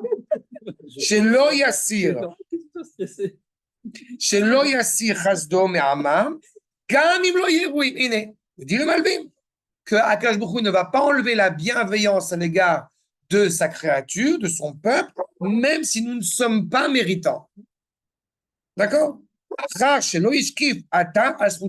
Puisqu'il n'a pas observé leur mérite. On parle d'un taux d'assimilation absolument terrible il y a une centaine d'années. Et pourtant, la Géoula a eu lieu. D'accord? Mais il n'a quand même fallu que Kadosh Baruch soit en colère. Il était en colère contre le peuple. Je refuse cela. Mechila, je refuse cela. Il y a eu deux Mechilas. Non, mais je suis désolé, je refuse cela. Je refuse cela. D'accord, mais quand on. Si tu as écouté le petit audio que j'ai fait ce matin, j'ai rappelé un truc. Il y a un truc absolument terrible. Il a fallu que Ernest Bevin, là-bas, ministre britannique des Affaires étrangères, il a fallu qu'il récuse ce qu'apprenait l'ONU, à savoir donner-leur quelques milliers de certificats pour que lui puisse s'installer en Israël. L'Angleterre a décidé, puisqu'elle en avait elle avait tellement ras-le-bol, qu'elle a donné ça à la SDN puis à l'ONU. Et le livre blanc, eh bien, demeurant au présent, il a fallu, après la Shoah, que le ministre des Affaires étrangères britannique dise non, je refuse la résolution de l'ONU, pour que l'ONU décrète tout ce qu'elle a décrété, le plan de partage, etc. C'est-à-dire que le Ham Israël, encore une fois, il a sa responsabilité au moment opportun de revenir en Israël. Le Ham Israël, je ne parle pas des individus. Non, mais moi, je parlais par exemple, pendant Jérémie, quand Jérusalem pleure. Mais Yirmiyahu, la Megillah Techa, il est présent 40 ans avant la destruction du premier Beth Amikdash. On n'arrive pas à Yirmiyahu comme c'est pas le début d'un processus, Yirmiyahu. Je comprends. Mais il fut des moments où quand même. Mais parce que, encore une fois, ça fait 15 000 fois qu'Akadosh Brou te dit change, corrige, répare. Mais ça fait partie du. Ben oui, mais à un moment donné, il faut s'assumer. Pour reprendre la dimension d'adulte que tu évoquais à l'instant, à un moment donné, il faut s'assumer en tant que peuple. J'ai pas compris, ça fait 18 ans, ça fait 19 ans qu'on est sorti du Gush Katif. Et qu'est-ce que les gens ne comprennent pas? Pendant 10 ans, j'ai épongé, je fais partie de ces gens qui, pendant 10 ans, se sont battus pour dire Oslo, c'est une catastrophe. Et on continue. On revient un peu quand même, là. Oui, mais on en est revenu, pourquoi?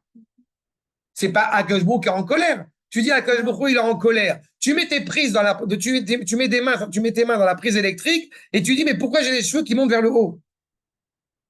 Bien. Oui. C'est ça le problème.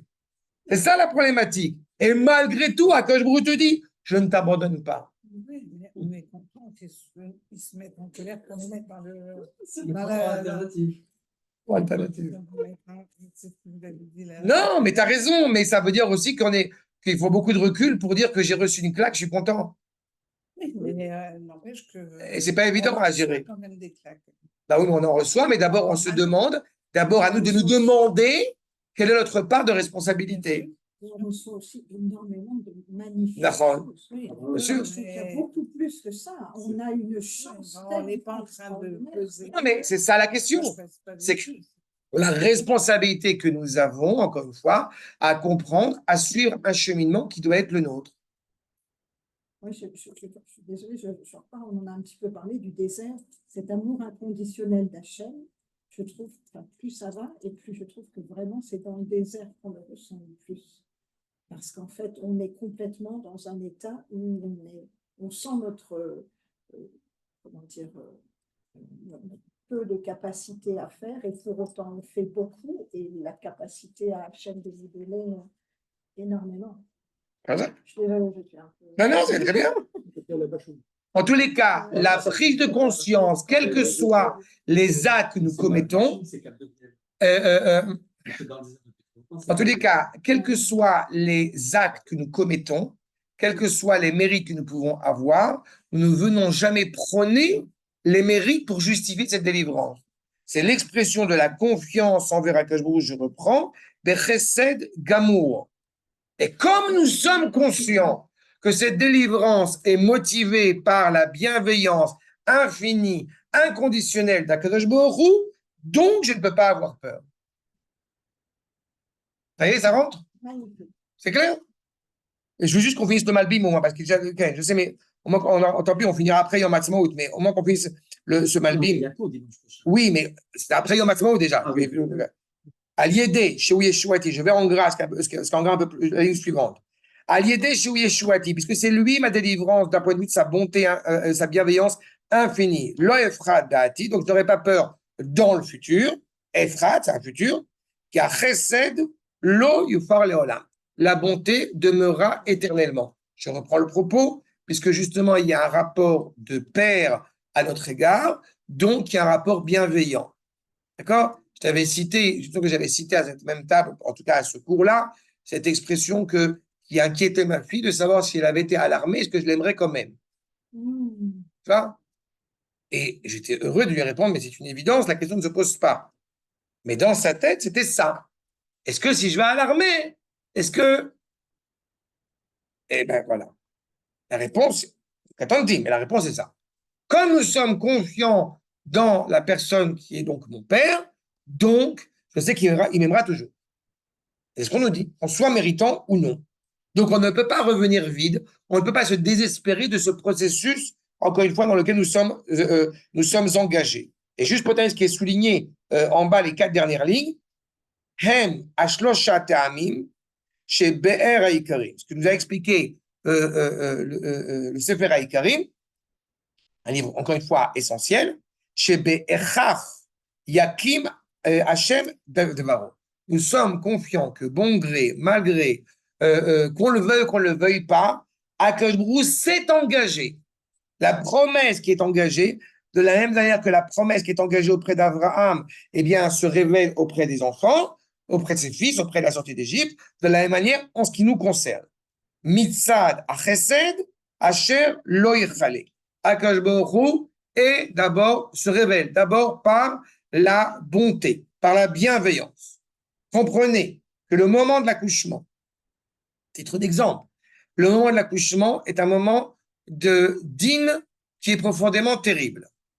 Parce que le bébé va sortir et il y a un moment qui est délicat.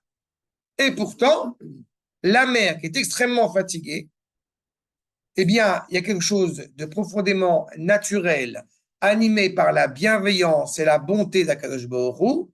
Un, que la fontanelle, pas, que le bébé sort et qu'il sort alors qu'il se met en danger, c'est quand même le cerveau qui peut se mettre en danger, mais pourtant il sort convenablement, et qu'il vient à peine de sortir, il sait exactement où est le frigo et comment boire.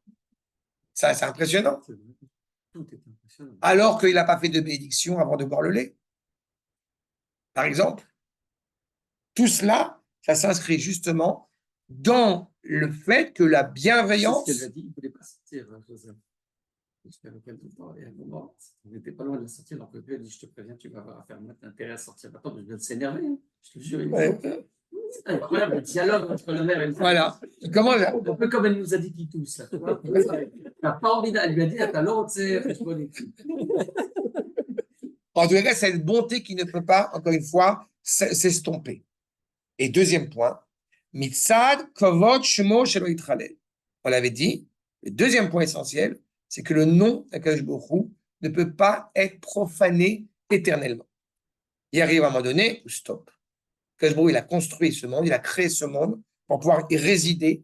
Donc, ce n'était pas par le mérite d'Israël uniquement, mais c'est par le fait que son nom, les mancha, les Yeshuatra qui m'était Hachem. C'est pour ta délivrance que j'ai espéré. On aurait dû dire Yeshuatenu. Non. C'est le nom d'Akadosh Baruch Hu qui doit se révéler pleinement. Et enfin, troisième point, les Hamet Avtachato, pour mettre en phase avec la promesse à laquelle il s'est engagé. Qu'il est Shimchat en Kavod. 1, la bonté d'Akadosh Baruch Hu. 2, son nom profané. 3, la parole d'Akadosh Baruch Hu qui est vraie, donc elle se révèle comme étant vraie. Et c'est en cela, effectivement, où il est dit Al Amitecha. Ça donne l'impression qu'on est rien. Ça donne l'impression que nous ne sommes justement pas n'importe qui. C'est exactement cela. C'est-à-dire que si Akadosh Baruch Hu dit Habibi, c'est que ce n'est pas n'importe qui. C'est qu'on est intéressé, on est intéressant aux yeux du Créateur. Le fils du roi, eh bien, ce n'est pas n'importe qui. Et nous avons ce privilège. Hein? Si on fait un selfie avec Bibi, c'est nous qui sommes honorés. Ce n'est pas Bibi qui est honoré. Hein? A priori, c'est prémis, mais ce n'est pas une personnalité. D'autant plus quand c'est Akadosh Baruch Hu. Avdil. D'accord? Si tu publies sur ton Facebook, tu vas avoir des.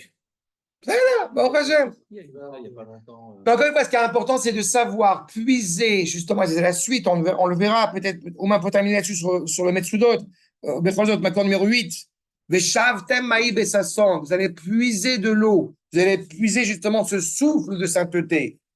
Grâce à cette confiance-là envers Akadosh Baruch Hu, quelles que soient les épreuves, quels que soient les obstacles qu'on peut traverser. Comment si on puisait de l'eau, encore une fois, du puits. Anovea, Ine, Shoev ou Bessasson. Il ne va pas s'inquiéter puisqu'il va pouvoir puiser de l'eau. Et cette eau, encore une fois, tel un puits, elle est infinie. Sauf que, je voudrais vous insister en terminant là-dessus. Rivka et Menou. Qu'est-ce que j'aime, c'est le Midrash à propos des femmes, et pourquoi je dis à chaque fois que c'est par le biais de la femme que la nation passe par ce lien, encore une fois, à la mère, à la Emouna, à la nation. Rivka, elle ne puise pas de l'eau. C'est l'eau qui monte toute seule. C'est net. D'accord? Ça veut dire, c'est pas très net. C'est un chef-d'œuvre. Ça veut dire que quand on a une telle confiance envers Akadosh Baruch Hu, C'est dingue. eh ben, on n'a pas l'impression que ce soit, c'est ce qu'a vu Eliezer. C'est pas lui qui a puisé, c'est pas elle qui a puisé l'eau. L'eau est montée toute seule. Rivka et Menou, comme Yitzhak Avinu, qui sont des Israéliens par excellence, ils habitent ici. Et ils sont en général considérés comme étant des gens passifs. Et en fait, ils sont tellement actifs qu'ils n'ont pas besoin d'agir. Je m'explique. J'ai pris l'exemple de Rivka. Dans la même optique, il y a la famine en Eretz Israël. J'aime à le rappeler. Yitzhak aurait dû monter vers le nord, puisque vers le Golan, il y a de la pluie là-bas. Qu'est-ce qu'il fait? Il va dans le Gush Katif. Là où il pose le pied, ça pousse. La passivité de Yitzhak provient de sa confiance inconditionnelle envers Akadosh Baruch Hu, de son investissement, de son activité pour ce projet divin, et inspiré, insufflé par le souffle d'Eretz Israël. Eliezer a repéré sa chez Rivka, et c'est par ce biais-là qu'il a vu qu'elle pouvait être dignement la femme de Yitzhak Avinu. Et Raph, ça donne l'impression, là, l'eau qui monte et tout ce que tu viens de dire, que c'est des temps qui se rencontrent. C'est-à-dire que l'eau a rencontré la personne qu'elle devait rencontrer. Elle serait montée, elle l'a rencontrée, il fallait que Rivka soit celle qui est en face de l'eau. D'accord. Oui, mais ça peut être dangereux. Il a pris à Kajbourg avant, etc. Mais l'eau qui monte, ça n'implique pas. C'est ça qui est intéressant. C'est que Rivka, elle se préoccupe, pour la petite anecdote, elle se préoccupe de donner, alors qu'elle est toute jeune, elle se préoccupe de donner de l'eau aux bêtes, à Eliezer qui vient d'arriver, etc. C'est-à-dire qu'elle est investie. Elle n'est pas passive. Elle n'est pas en train d'attendre le miracle. Il fallait qu'il y ait un réceptacle. Oui, c'est ça. Mais c'est vrai, j'insiste. Ce Maïm Bessasson, le Ham Israël a besoin de puiser cette eau. Exactement. C'est une Exactement. rencontre entre deux temps. Exactement. C'est extraordinaire. D'accord? Mais c'est cette prise de conscience. Tu comprends, toi, Sylvia? Je termine par ce point, Rabotai, si vous ne l'avez pas en tête, c'est quelque chose que j'ai souvent rappelé. Le Gaon de Vilna, à l'époque, avait signifié qu'il y avait deux dates qui étaient propices à la délivrance du peuple juif. C'est le 20e jour du Homer et le 47e jour du Homer, à savoir le 5 Iyar et le 47, le Kavzaïn, le 27 Iyar. C'est pas un jeudi? Non, je crois que c'est non, parce que ça tombe sur cette date-là, quoi, qui sont l'équivalence de Yom Ha'atzmaut et de Yom Yerushalayim. Quand il raconte cela, eh bien, ses élèves ont été rapportés, ils sont morts le lendemain. Aujourd'hui, nous pouvons le dire parce que l'événement est derrière nous, parce que l'événement a eu lieu, l'événement est passé. D'accord? La fête d'indépendance a été avancée cette année, n'est-ce pas? Mercredi, ça n'est pas encore le 5 Iyar en l'occurrence, mais il est toujours en tête que grâce au Shabbat, nous avons pu acquérir notre indépendance plus tôt. Parce que n'oubliez pas que la date d'indépendance réelle de l'État d'Israël, a priori, ça aurait dû être le 6 Iyar, la date où les Britanniques se cassent, Baruch Hashem.